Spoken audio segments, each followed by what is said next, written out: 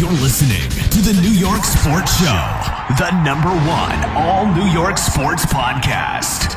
Hosted by Dominic Konareski. Hello and welcome to the New York Sports Show. I'm Dominic Konareski. Ahead of Week 8 against the Cincinnati Bengals, the New York Jets are making a quarterback move, a much-needed quarterback move that should have happened at least 2 games ago. Now, we all saw during Week 7 against the Panthers, Justin Fields got benched at halftime. Tyrod Taylor took over through 2 interceptions, and now Justin Fields, as of now at least, is going to be riding the bench for the time being. Tyrod Taylor is now QB1 of the New York Jets.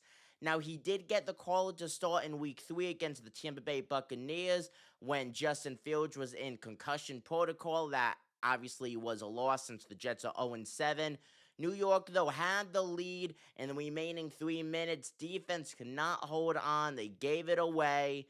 And with that, Tyrod Taylor 0-1 as a starter for the New York Jets. He's been here for now 2 seasons. He got some playing time last year under Aaron Rodgers. Overall, we all know Taylor's story, career journeyman. He was the franchise quarterback for a while with the Buffalo Bills, but now whole different situation with the New York Jets. They're not a contending team. They're 0-7. There's 10 games left remaining in the season. At this point, any kind of contention, any kind of playoff wildcard hopes or division winning hopes that the Jets had, they are now thrown out the window. Frankly, I am kind of surprised that the Jets are going with Tyrod Taylor here in the circumstance. I would have loved to see Brady Cook get at least 1 or 2 starting opportunities. We all know about the undrafted free agent. He had a very solid preseason campaign. Went 25 for 38 in the preseason. He threw 1 touchdown and 1 interception overall, pass for just over 230 yards. I want to see Brady cook out there. Let Brady cook. See what the young gunslinger could do. He's, I think, 24 years old, rookie quarterback. See what he could do. He could easily be the future of your franchise if all works out.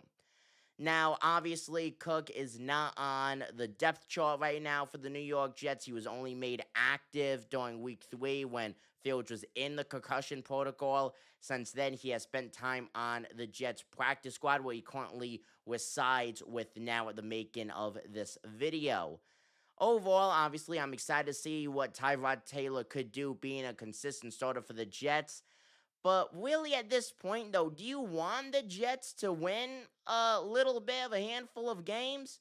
They have successfully secured unanimously, with really no contention at this point, the #1 overall draft pick. I mean, the Jets fork out 3-4 possible wins. Then you're looking at, obviously, still an early selection, but almost kind of in the middle of things. You don't want that at this point.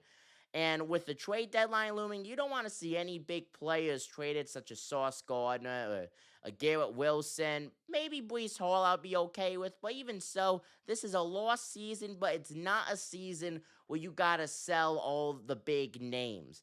Because at this point, trading away your best players, that's not going to do anything to save your season. The Jets, honestly, they need to start looking at the 2026 season, to be all honest with you, because there's absolutely nothing that they could gain here in 2025. But one of the biggest things I want to talk about, it was a point that has been trending everywhere today.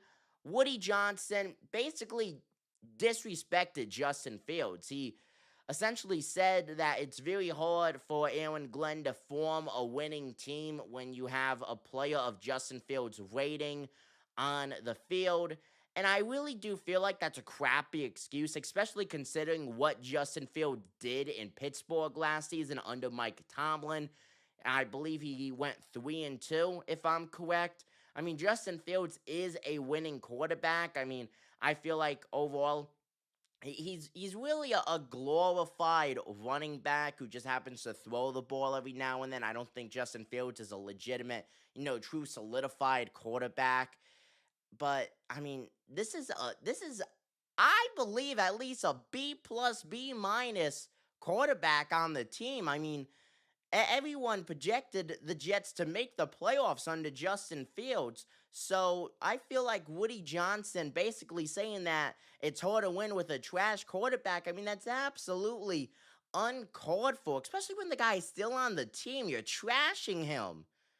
Like you're the owner of the team. You had at least some input in acquiring this guy.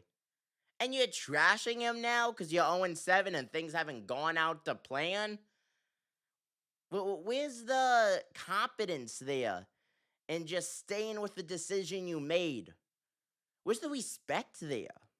There's none. Comment down below what you guys think. I'm Dominic Konoveski. Tyrod Taylor will be the Jets starter for Week 8 against the Cincinnati Bengals. Take it easy, folks.